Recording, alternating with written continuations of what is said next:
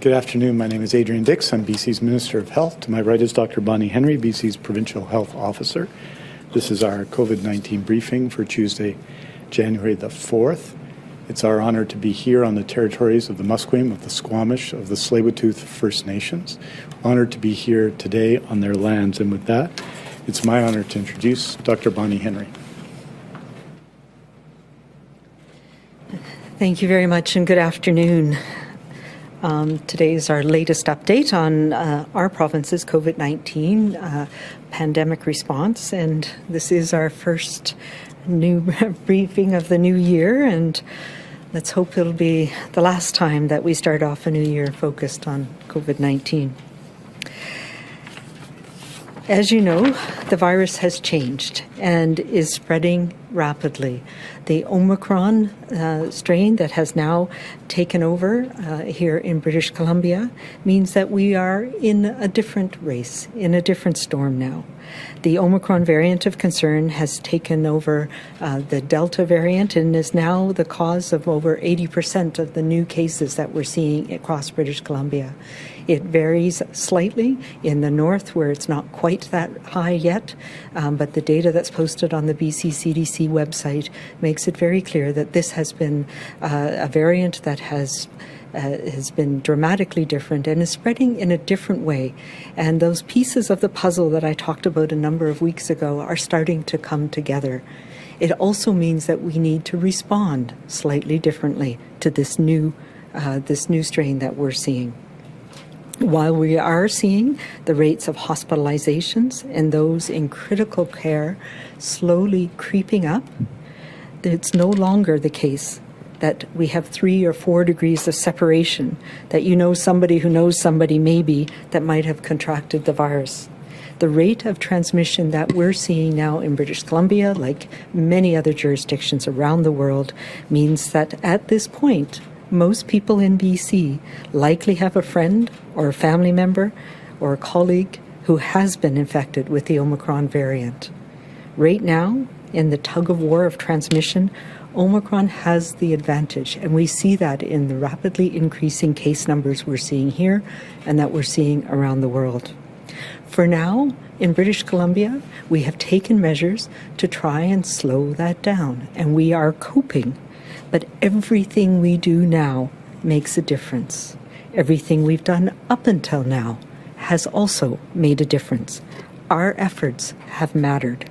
So many people in BC are vaccinated, are getting our booster shots, and using those many layers of protection from keeping distances, wearing masks, staying home if we're feeling unwell. This is the right thing to do, and this is what will get us through this phase as well. It means a lot of people will get sick, and we are seeing that now. But your vaccine will protect most people from serious illnesses and from hospitalizations. And we need to make sure that we continue to do those other measures as well. We still have further challenges ahead, and they're going to be slightly different challenges now. We know that some of the things that we did all along that made a difference with the strains that we've been dealing with are no longer that useful right now. In particular, because we have that shorter incubation period, it's 3 days, and the transmission is happening much more rapidly, and we have a disease that is much more undifferentiated. It means that a lot of people have milder upper respiratory symptoms that could be very similar, at least early on, to a cold or to influenza. That means that things like case and contact tracing are no longer reactionary measures that are able to work to help us contain this. It means that all of us have to be proactive in how we prevent ourselves from getting sick, but also how we prevent transmission to others. And our challenge across the board in the next few weeks will be dealing with high numbers of people who are off ill. And that may mean off work or out of school. It means out of healthcare. It means healthcare workers and educators who aren't able to go to work because they're ill. And for most of us, thankfully, because of our vaccinations, that will be a mostly mild illness. But the interruption to our business continuity is something that we now need to think more carefully about. And today I want to speak to businesses in British Columbia. Given this rate of transmission, the short incubation period, and the high number of people who are getting ill, we need now all businesses to put contingency plans in place to keep businesses operating when staff are off ill. At this point, given the number of people getting sick every day, we need to reactivate those COVID-19 safety plans. Those were the layers of protection specific to your business that allowed you to operate safely. We need to anticipate that as many as a third of your workforce at any one time may become ill with COVID-19, and they may not be able to come to work. And we need to adapt businesses so we can operate at these reduced numbers. Whether you're a private company, a school, a frontline business, or a healthcare site, now's the time that we have to prepare. It's not about public health orders and us telling you what to do. This is about activating all of those layers of protection available for your business in your situation to keep you from having to shut down because you don't have enough people to operate. So what do we need to do? First, remember, it is not just one thing. It's not about a rapid test. It's not about a mask that keeps one safe. It's about doing everything we can, all of us taking these measures to protect employees, our customers, and our family and friends.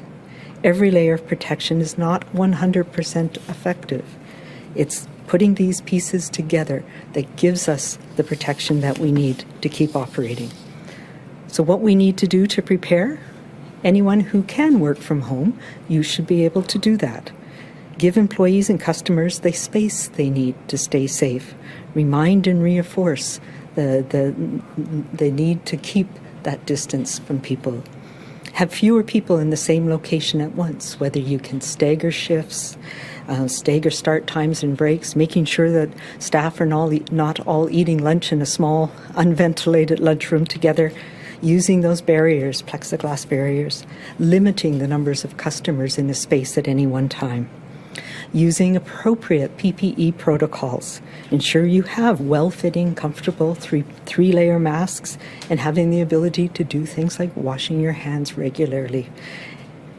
And, of course, vaccine requirements. These are important. We know they're in place in many employment opportunities, but requiring employees to declare their vaccine status so you understand the risk in your employees. And while vaccine right now won't stop all of us from getting infected with Omicron, it does significantly reduce the likelihood that we're going to have severe illness and be off for longer. It means that we can come back after that shorter 5-day isolation period. And it means that long-term recovery is the risk of having long-term symptoms is reduced. This week, our schools are also doing a staggered start. And this is, again, we know that schools are safe. They're the best and safest place for our children, and they are essential. They're essential for their social and emotional development as well as intellectual development. And it is not because we have any concerns about that. It's because as we've watched what is happening with Omicron and how it is affecting so many people, I have tasked schools specifically to take stock and prepare plans to safely operate over the coming months with the potential for reduced staff and keeping children safely in school and reducing the risk of functional closures because of staff illness. It's essential that we keep our schools open for children, just as we've kept grocery stores and pharmacies and hospitals open. This is going to be and remains our highest priority. We need to do this, and to do this we need flexibility from everyone, from administrators and staff and teachers and parents, and of course, kids too. If your children are higher risk, it may mean things like pausing extracurricular activities to focus on school and the importance of school. Thankfully, we know that COVID-19 remains, and even with the Omicron variant, remains mild in most children. And we know that with the availability of vaccines, it reduces the risk dramatically more for children and for staff. Everybody in schools should be vaccinated, and vaccines are the best protection for all of us. So while schools are most definitely a reflection and extension of our communities, they have not, and we've seen this consistently, and there's no reason to think it will be different now. They are not a major source of transmission. And schools, the measures that we have in place and adding in, going back to some of the ones that we were using early on, means that they are an important place to keep open for all students starting next week. As I said, this remains our highest priority, and I know the highest priority of the tens of thousands of school staff, teachers, educators, and parents and principals and school district staff across the province, and we're committed to making sure that we're getting children back as soon as possible and doing our best for our children across the province.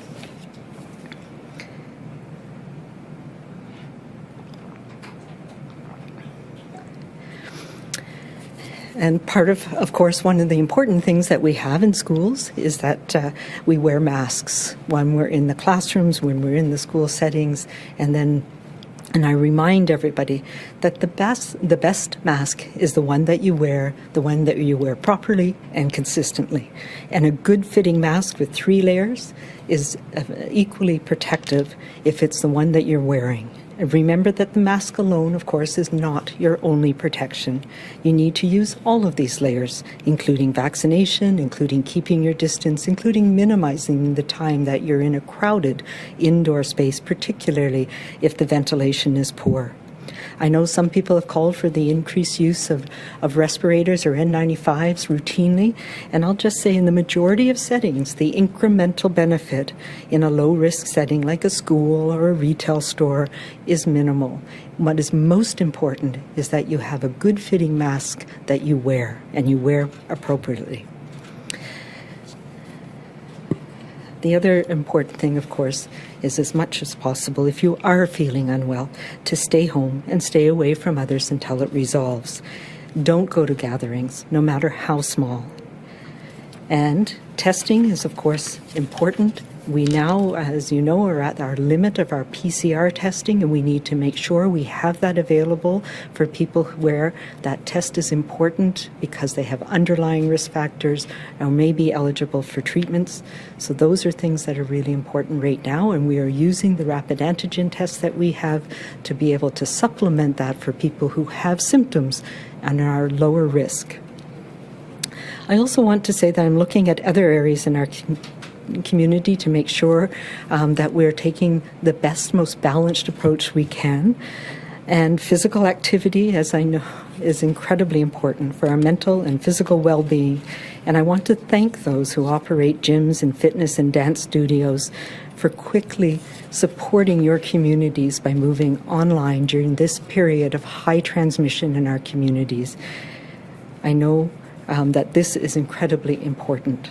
At this point, team sports for youth and adults, we are trying to continue. However, I want to make it clear that no one, no matter your age, should be traveling for tournaments. And I know there are some leagues that are trying to get around this by scheduling multiple games.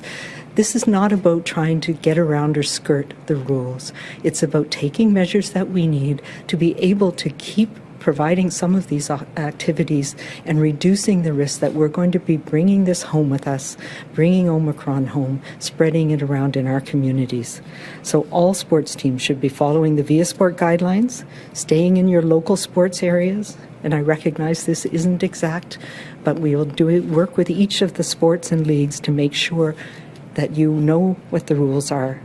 And I encourage you all to default to less, not more, during this risk period. Finally, on Friday, we made some, given the challenges in staffing that I heard about from our long-term care sector, particularly as we were going into this long weekend past, we instituted restrictions to essential visitors only over this past weekend. And the intent was always that once we got the rapid testing available and had more plans in place to support staffing, that we would transition to one designated social visitor per resident in addition to essential visitors. I know, and we know, that our seniors and elders in long-term care have been hardest hit by this pandemic. And we also know how essential having those social supports of visitors is. And we are committed to making sure we can get back to having your one designated social visitor as well as essential visitors as the rapid antigen testing is being rolled out across long-term care homes and as staffing allows in this coming week. This will be in place this week, as these are being distributed to long-term care homes, and every care home develops their plan to support this. A year ago, we faced challenges, yet we had the hope and promise of vaccines for all of us.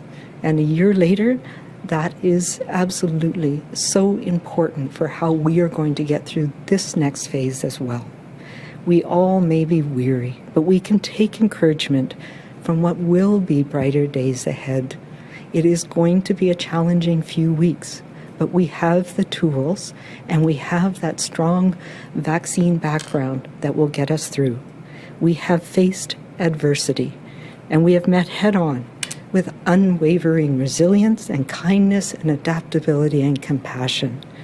Please continue to use all of those layers you have available to you and remind those around you to do that too as we weather our pandemic storm together. Thank you.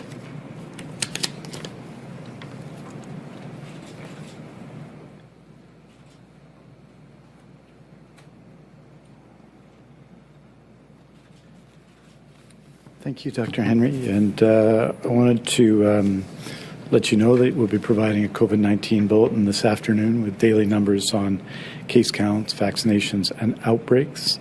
Today, I'll be providing an update on the accelerated booster campaign, but I wanted just to give you a sense of the challenges in our hospitals, the situation facing our hospitals in terms of total number of patients. You'll know that in our acute care system, we have 9,229 base beds. We've added 2,353 surge beds for a total of 11,582 beds. Today's patient census across acute care is 9,034, which is up over the last number of days, and obviously, though, lower than it was, for example, a month ago. In terms of critical care, we have 510 critical care beds and 218 surge critical care beds that are in place. We have today a patient census of 454 in critical care across BC. I think the challenge is the one that Dr. Henry has talked about in terms of businesses, but it also is a key challenge for us in healthcare. It's why we're taking the measures we've taken in long-term care, is not just to assure that beds are available, and we've done this through a number of means, including the cancellation of non-urgent scheduled surgeries starting in this period, in this January period, starting in this first non-stat or weekend day of January, but also other measures to make sure that we have a lower patient census than we'd already have, so we're able to have space for COVID-19 patients. But it's also the case that we're going to face considerable challenges with this much COVID-19 in the community in ensuring staffing's in place. So those questions are being monitored every single day, but that is the current status of hospitalization in our province. With respect to the accelerated booster campaign, I just want to remind everyone that 4,399,771 British Columbians have received their first dose immunization from COVID-19, 4,136,540 their second dose. And as of last night, 961,014 have received their third or booster dose. That's in the over 12 population. 92% of all those over 12 received their first dose, 89% their second dose, 21% their third dose. And since October the 27th, we've sent out 1,542,000 booster dose invitations. That's 40% of the eligible population for a booster. And by the end of this coming week, we'll have invited 46% of the eligible population. 950, as I said, some 960,000 boosters have been given in BC since the beginning of our booster campaign. And I want to just give you a sense of what groups have been focused on, because we have focused, guided by the advice and support of public health, we focused on people who are the most vulnerable to severe outcomes. So 517,718 boosters or third doses for people 70 and above. That's more than 70% of the population, and significantly more than that of the eligible population, those who have received their first 2 doses. 630,866 thousand for people 65 and over. That's almost 60%. And more than 50% of all those over 60 as of last night had already received their third dose immunization. In addition, close to 100,000 healthcare workers, about 159,637 people who are clinically extremely vulnerable. Since New Year's Eve, December 31st, we've invited 378,634 people for boosters, and more invites are going out as we speak. And we will continue to invite those eligible over 18 over the rest of this week to clear all those, by the end of this week, all those who have passed 6 months since their second dose will have been invited to book by the end of this week. Following this, we'll be inviting individuals as they become eligible at 6 months or 182 days from their dose 2. Boosters are being booked in about 710 locations across the province. This is today, and more sites are coming online daily, in particular pharmacies and, of course, health authority clinics. And the number of pharmacies is increasing end of last week to this week by an additional 254 and another 200 in the middle of this month. All pharmacies are on the Get Vaccinated booking system. There are currently, as of today, 490,000 appointments open across the province.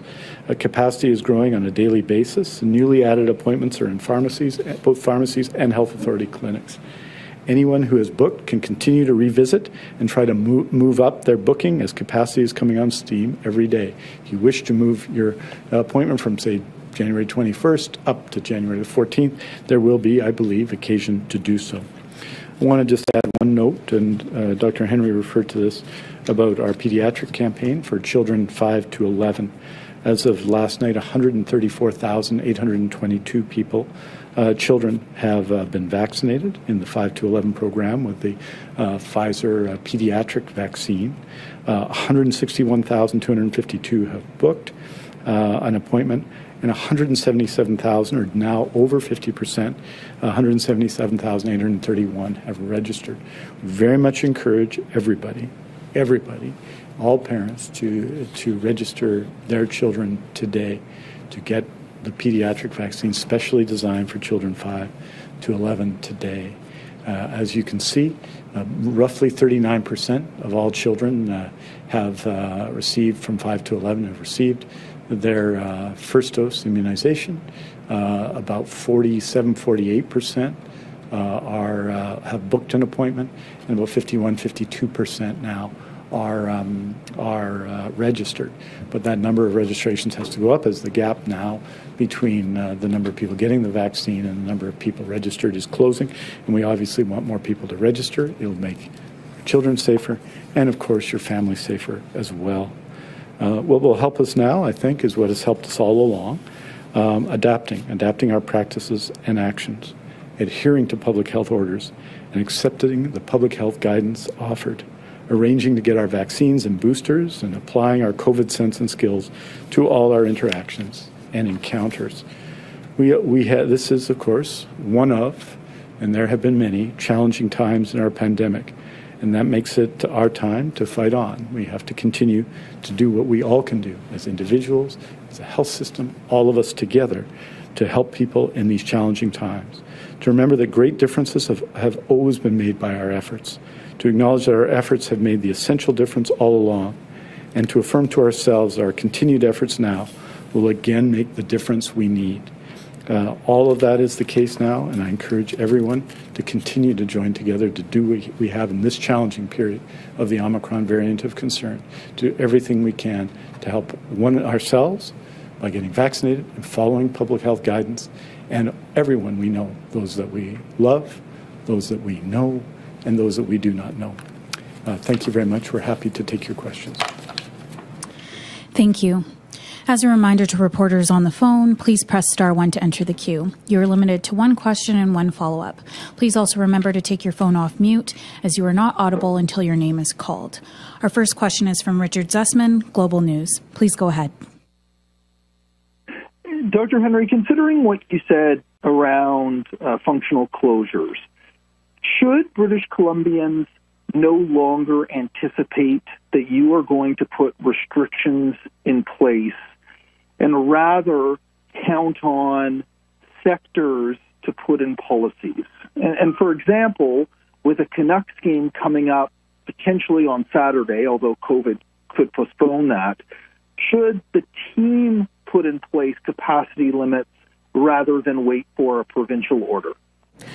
Yeah, very good question. And capacity limits and the Canucks is something that we talk about on an ongoing basis. And as you know, the game tomorrow has been postponed for a number of reasons, and we're in ongoing discussions. But in terms of, I've said many, many times that I want to get out of the order business, and talked a little bit about that today. This is different. This strain of the virus is different. It's considerably different in its in how it presents, in the shortness of the incubation period, in the shortness of illness for many people. And I just want to say I'm very thankful that this strain has arisen now, not earlier on in this, because with the transmissibility that we're seeing and the rapid spread to many, many people, if we did not have the protection that we have in such a large part of the population from vaccination, we would be in very, very challenging situations. So right now, we have been through several phases of knowing what it takes to prevent transmission in many workplaces. And we spend a lot of time in BC with our COVID safety plans with different sectors so that we could keep things going. If you remember back to many of the food processing plants and how we work together to come up with the important measures that would help reduce risk of transmission of illness. All of those need to be taken into account now. And it really is. Public health is reactive in terms of case management and contact tracing and outbreak management. But sectors now have the tools to do that from the experience that we have. And you need to, because this is going to affect across the board. And we're seeing that in other provinces, we're seeing that in other countries, everything from trucking to airlines having to cancel flights. Those are the types of things we need to prepare ourselves for.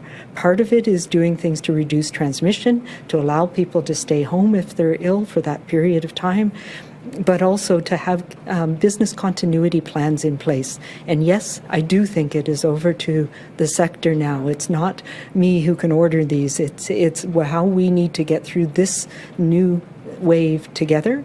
And it is part of how we're working in schools to make sure that we can keep them open for the important role that they play, even though staff may be ill. And that's a large part of what schools, what our community colleges, our universities are doing this week in preparation for a full return next week.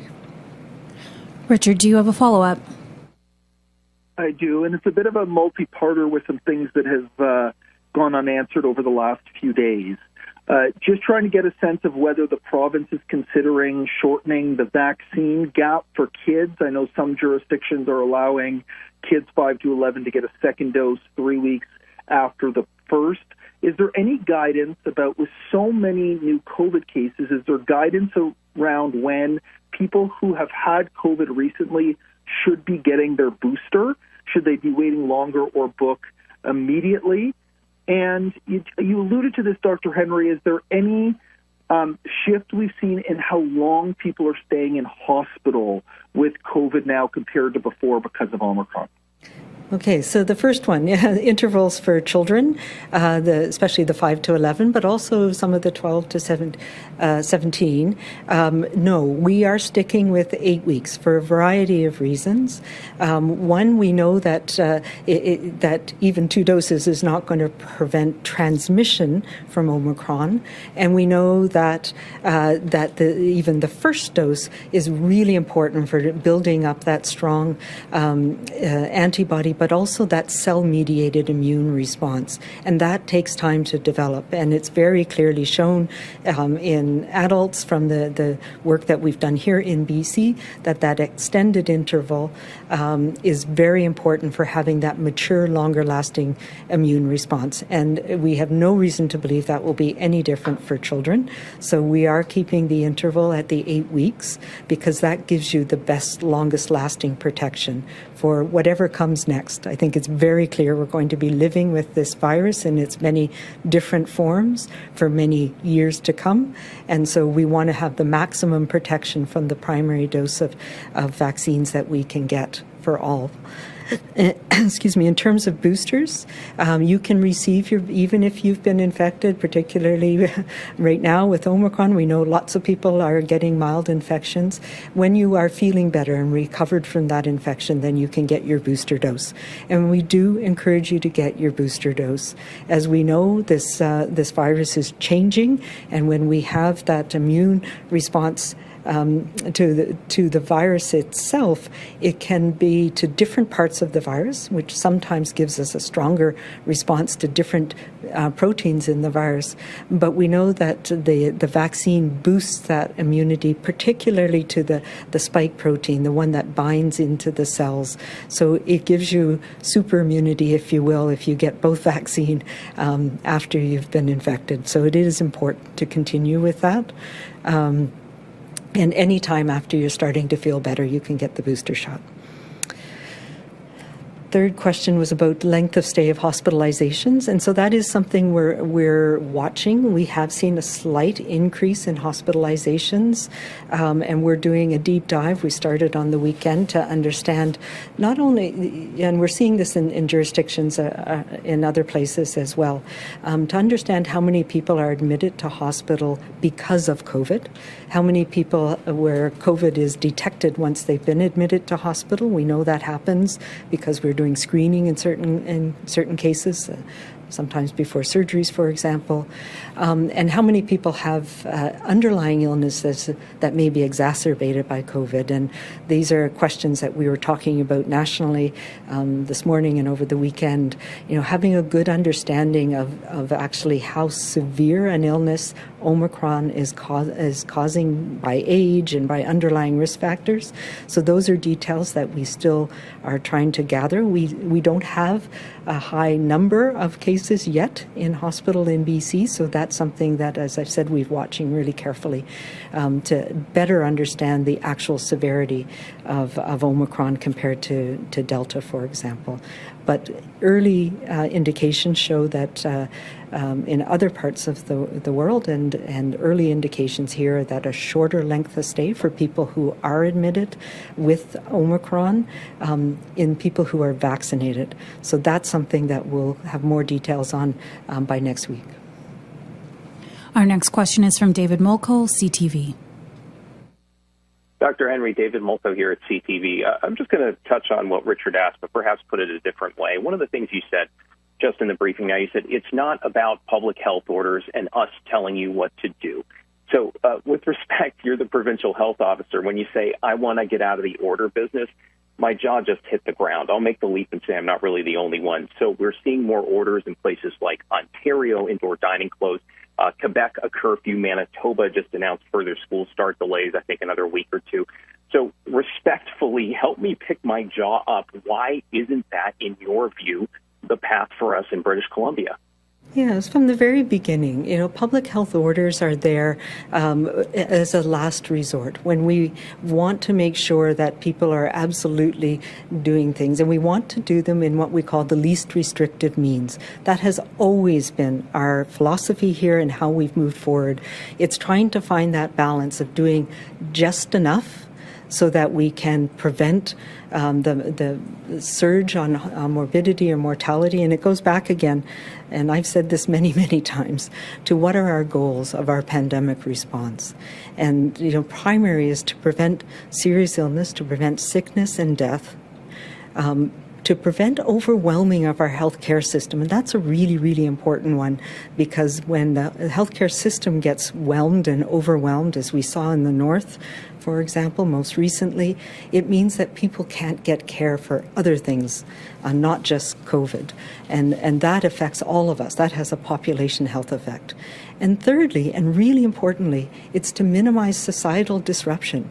We know that there are really important downside effects on growth and development and mental health if we don't have schools open in person, for example, and that those can affect children for decades to come. So we have always tried to find that balance, and orders are in place to try and make sure that those things that are need to be shut are shut for that period of time, the least period of time possible. And this is, I talked a little bit about people trying to skirt or bend the rules when we do have as many orders as we need to have in place, and thinking about this is not about skirting the rules. It's about trying to reduce the risk from those highest risk situations and putting in place the least restrictive means we can to get us through this without overwhelming our healthcare system and minimizing the impact we have on society. And so that has been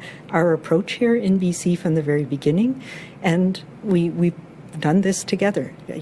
We don't have to force people to close to be able to get people to do the right thing and to take those measures that get us through this as well. David, do you have a follow-up?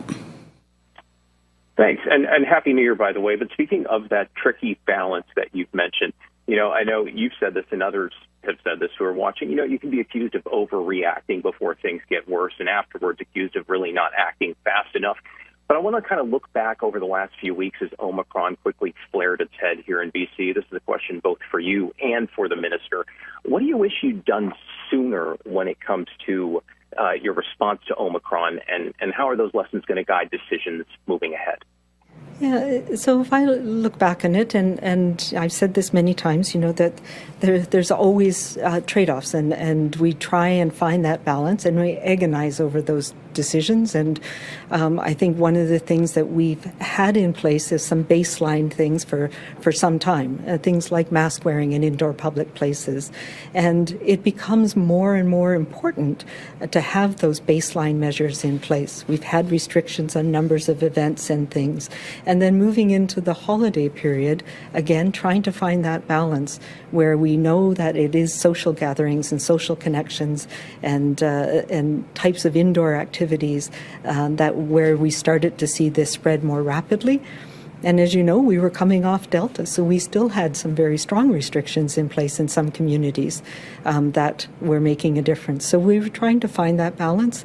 I think we did a number of things earlier, including focusing on booster shots on the people who are most likely to end up with more severe illness or end up in hospital. That's something that I think is really, really important. And it will be no surprise to you that I'm going to leave it at that, because I think there's lots of time to second guess things in the future. But we take every decision looking at the data that we have in front of us today and try and find that balance that I was just talking about.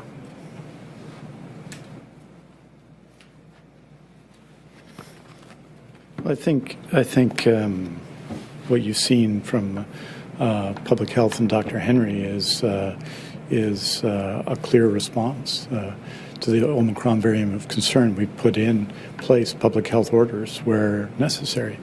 A change before last weekend to address issues and challenges in long-term care by temporarily limiting long-term care to essential visitors. And I think those are important steps to take. We took steps weeks ago to say that in January, and it gives us time to plan and prepare, that we were going to delay non-urgent scheduled surgeries in January to prepare our healthcare system. And we haven't seen, I think you'll see when the report comes out at 3 o'clock today, you'll see an increase in hospitalizations. We haven't seen the dramatic increase they've seen in some jurisdictions, but we're preparing for that because we expect those numbers to go up in the coming weeks. So action on hospitalization, action on acute care. And I think the decision to focus our immunization, our booster program on those that are most vulnerable was a decision that was taken by our team, by Dr. Henry, Dr. Ballum, by the government. on October 26th, we laid out those priorities for people, and the fact that the vast majority of those eligible over 70 now have received their booster dose. That unlike many other jurisdictions, we focused on clinically vulnerable people, 160,000 of those, on healthcare workers in Indigenous communities. That supports us in these actions. But look, the Omicron variant of concern, we see it in many, many countries in the world and all the other jurisdictions in Canada, is causing a significant increase in transmission. It's in some ways a new pandemic or a changed pandemic, and we're going to continue to adapt and adjust every day, as I think our people in BC.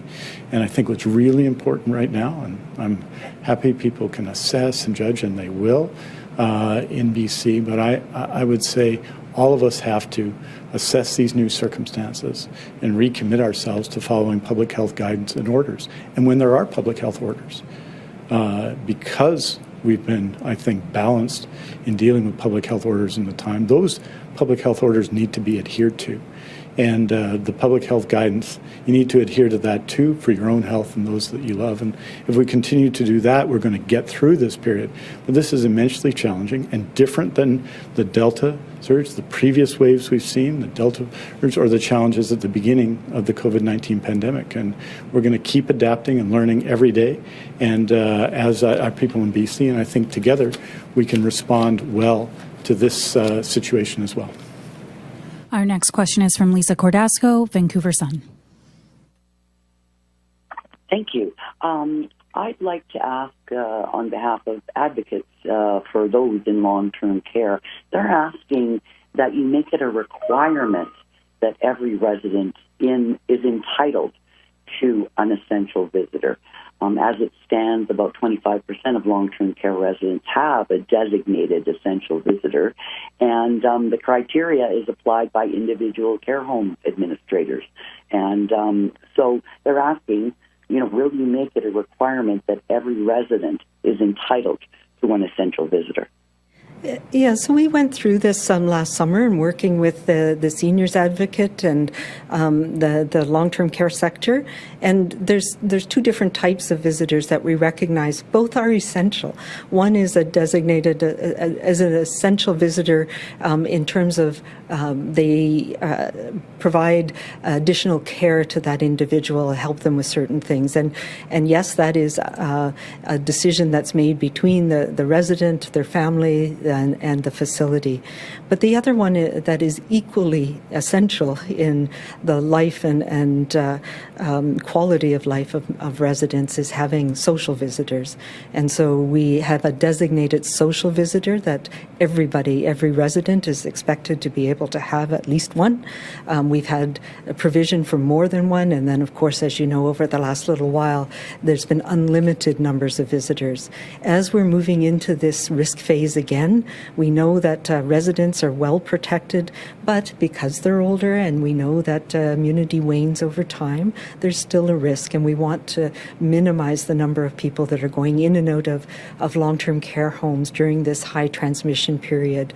So I did take the measure of restricting it to essential visitors for this past weekend because we were hearing about challenges with staffing and being able to screen visitors appropriately. And we now have rapid antigen tests that are designated for testing visitors, and starting as soon as they are deployed in each facility, we'll be going to having every resident have their designated social visitor as well as their essential visitor, being allowed and being able to visit with them anytime. Lisa, do you have a follow-up? Yes. Okay, I understand the history of the visitors and how they're designated.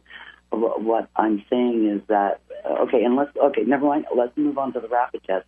I'm told also that there are 1 million rapid tests sitting in a warehouse right now that are being denied to long-term care homes. So under your plan, how many rapid tests can be expected to be received at long-term care homes this week? And will there be an exact protocol put in place that is required for every visit or required for the beginning of every shift of designated workers? That is an urban myth that there's millions of rapid tests in a warehouse somewhere. We have made rapid tests in their various forms available to long-term care for many months, and they have been used in many long-term care. Particularly, you will recall, when we made it a requirement that long-term care staff all be vaccinated, and there was a period of time when rapid tests were used in between times until people got their second vaccine, etc. So they have been available. On the other hand, we have also designated specifically for visitors, and we talked about this about 2-3 weeks ago, specific rapid antigen tests, the nasal tests that are on the lateral flow that we have in, and there's over 100,000 been distributed, started last week, to long-term care homes across the province, and that's for every visitor on a daily basis to be tested prior to their visit. Did you want to mention anything? Our next question is from Camille Baines, Canadian Press.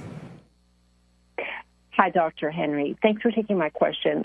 With your concerns about businesses keeping their doors open, do you foresee prioritizing booster shots for employees like grocery store workers or teachers or any of those types of groups? Yeah, so the way our booster shot, or the way our immunization program rolled out, you will recall, is that many of those groups were prioritized for early access once we got through the over 70s, essentially, in March and April of last year. So, yes, those are the people that are now, as of this past weekend, starting to get their invites for their booster shots. So we still want to maintain that 6-month interval between dose 2 and dose 3, but many teachers, many other staff who are in the younger age groups will have started to receive their invites starting this past weekend. And that is, it's a combination of the interval and when people got their first and second doses of vaccine. So it automatically prioritizes those workers who were in those settings that were prioritized for getting their first and second doses as well. Camille, do you have a follow-up? Yes. What would you say to parents who are still reluctant to get their children vaccinated at this point? Yeah, you know, there's lots of reasons why parents, especially for the 5 to 11-year-olds, have had concerns. I've talked to many parents about this. It's the different feeling when it's like, okay, I'll take that for myself. But they want, there's a little bit of I want to wait and see how it's going. Want to make sure that I understand all of the ins and outs of how this works and how the clinics work. And what I can tell you now is that we now have done over 170,000 5 to 11-year-old children. I've been there myself at many of the clinics. We have lots of really good information on millions of children around the world who have been vaccinated with this pediatric vaccine, and it is safe, it is working, kids are doing great. It really is important for them. It's important to protect them. We know that this illness, thankfully, is still mostly mild in children, but some children do have serious illness, and there's a level of anxiety that I hear from young people in my life that they're afraid that they're going to get sick and bring it home, or that they're going to pass it on to their friends, and this is an important thing that we can do together. So I would encourage all parents, make sure you have the information you need, talk to your pediatrician, talk to your family doctor, talk to your pharmacist. This is a very safe vaccine, and it works, and it's good for all of our kids, and it's going to be one of those things that helps us get back to a normal school and after-school activities for all our kids. Our next question is from Delana Nisha, CFJC News. Hi, Dr. Henry. Thanks for taking my question. Just for some clarification, within Interior Health, when residents of a long-term care facility are being treated in hospital and are discharged, do they need to be tested for COVID-19 before returning to their living facility? That is the protocol that normally when residents are transferred back to a facility from a hospital, or if they're an alternative level of care and they're waiting placement in a care home, that they are tested prior to returning to that facility, yes. Delana, do you have a follow-up? Nope, That's great. Thanks. Val Puri, CBC. Hello.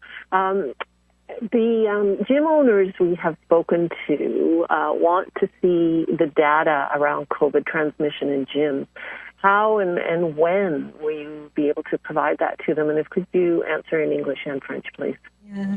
I've talked to a number of the leaders in the fitness industry. They've been part of our ongoing work around where we put restrictions in. And I know these are challenging times. And I can tell you that, this isn't about skirting and bending the rules. And some of the gyms are talking about this. It's also not about that gyms are doing things wrong. Most of them have been fantastic and they're doing a great job. The reality is, and we've seen this repeatedly, that the type of activities that happen in fitness centers and gyms, in some of these spin classes, that these are indoor activities with adults in a group, even wearing masks, where you know that the risk is higher. It just is. It's the same with travel. It's the same with certain industries, that these are higher risk industries. And when we have a lot of transmission in our community, we have repeatedly seen the gyms become amplifiers. And we've had a number of examples of that we put out information on. So while I may not have, and certainly right now, I can't tell you every single case that's been linked to a gym, but we can tell you that we've seen this as a pattern, that these are environments that are higher risk, and when there's a lot of transmission in the community, particularly in that age group, so the age demographic that is going to gyms that is highly connected. So there are people who are younger, who are also more social, or working, have children. So we know that these transmission links are happening, and it's spreading into higher risk settings. So it's not about these gyms are doing everything right in many cases, but the reputable ones understand that they're not going to put their staff and clients at risk when we're seeing the amount of transmission that we're seeing right now. And this will pass. And I'm working very closely with the fitness industry, with the sports groups, to make sure that we can get back to doing safe activities in gyms as soon as possible, as soon as this wave passes. And I'm committed to that. I know that my gym that I go to is doing amazing things online, one-on-one, and in groups. And we need to do that for a period of time until we can get back to normal.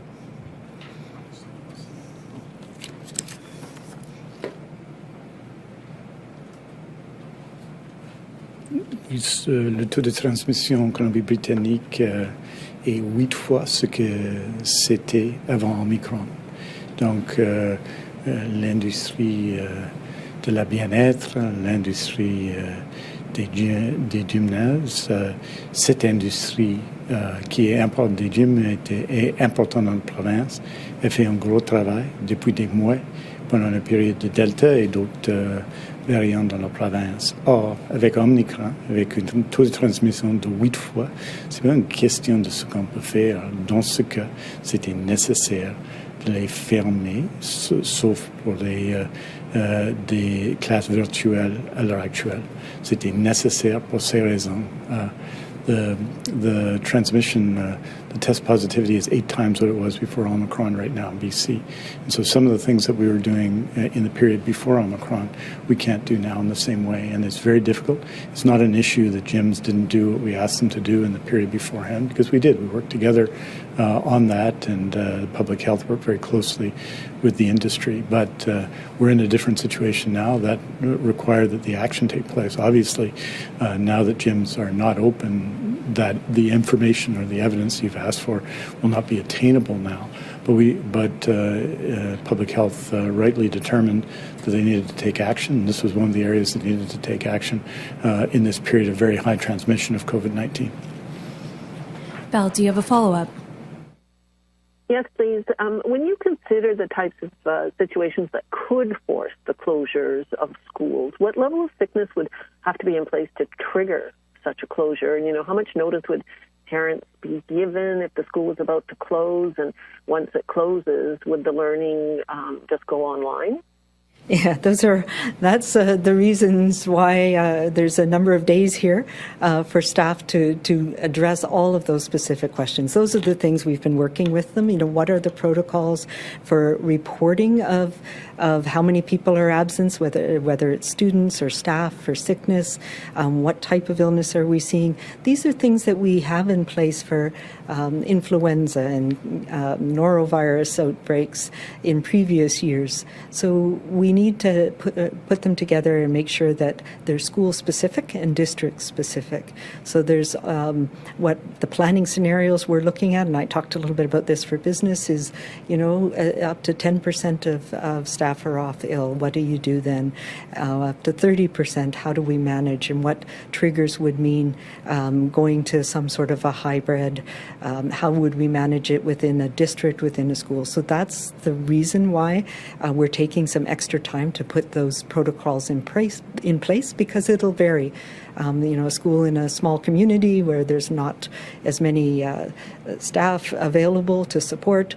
How do you have mixed classes if you need to support with students off and staff off? Those are all the things that are being worked through this week, and why we had a phased return, so that we could have those clearly articulated, and parents will hear from their districts about that. The one thing I will say is that it is not possible for us to report cases and exposure events in the same way, given the transmission that we're seeing. So how that will be reported from schools to parents, and public health will be supporting schools in doing that, is also how we need to work that through this week. Our next question is from Lisa Yuzda, City News. Hi there. One thing I'm hoping, Dr. Henry, you can talk through. In Toronto today, John Tory was talking about how the peak in Toronto will come 4 to 6 weeks from now. What kind of timeline are we looking at here over the next month or two? Yeah, I didn't hear that, but I think that's probably more pessimistic than I'm seeing when I look at what's happening in other countries. We look at Denmark, we look at the UK, obviously South Africa. When we started to see the rapid rise, it's hard to know when we're going to see a peak. I think with the shorter incubation period, the shorter length of illness, that we're probably going to see a shorter peak than what we've seen with previous waves. But, it is day by day looking at what we're seeing. And what we're trying to do is flatten that out a bit, which will extend it somewhat. But if we can flatten it out, then we can protect better our healthcare system, because even a small proportion of people needing hospital care can have such a dramatic impact on the healthcare system. So I won't venture to say, but I hope that it will be shorter than another 4 to 6 weeks for sure. Lisa, do you have a follow-up? Looking at you talking about mitigating or figuring out how schools will manage, say, if 10% off is off or 30% is off sick, looking at hospitals and our healthcare system, when are we going to hit the point, 2 code oranges at hospitals in Ontario, when are we looking at that happening here, and how is that mitigated? If a couple of the hospitals, let's say here in the island or in Metro Vancouver, are code orange, how do others absorb it? What happens in the worst case scenario? Yeah, so this is something that we are also planning for, and I talked a little bit about this last week, but one of the responsibilities of my partner, Deputy Minister Stephen Brown, and we've been looking at this for some time. It is part of our pandemic planning scenarios, is how to maximize the workforce. So one of the big things is making sure everybody's vaccinated. That was an important key point in trying to preserve our healthy healthcare workers. Looking at the period of time of isolation that's required, looking at who can do specific competencies and specific jobs so they can backfill, maximizing hours. And I know we've had in some places had to ask people to come back off holidays. So there's a whole series of measures that we're taking, looking at our health human resources, recognizing that, we've been stretched. We've been stretched prior to the pandemic, and people have been stretched to the limit and beyond. during this last 2 years. So we are trying to make sure we can continue to scale up our immunization programs, and some of the things like scaling back on surgeries is a really important thing. There are a number of public health activities that we are no longer doing so we can support the activities in the pandemic. So this is an ongoing health human resource planning that we've been doing for some weeks. And it will continue to do. And I talked about this last week. One of the things that Quebec has talked about is allowing people, healthcare workers with mild or asymptomatic COVID, to come back to work.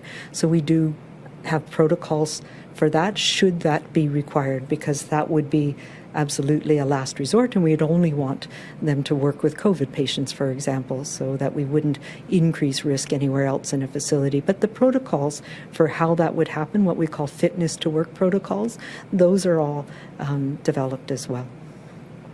That's all the time we have today for questions. This concludes today's event. Thank you, everyone, for joining. Thank you.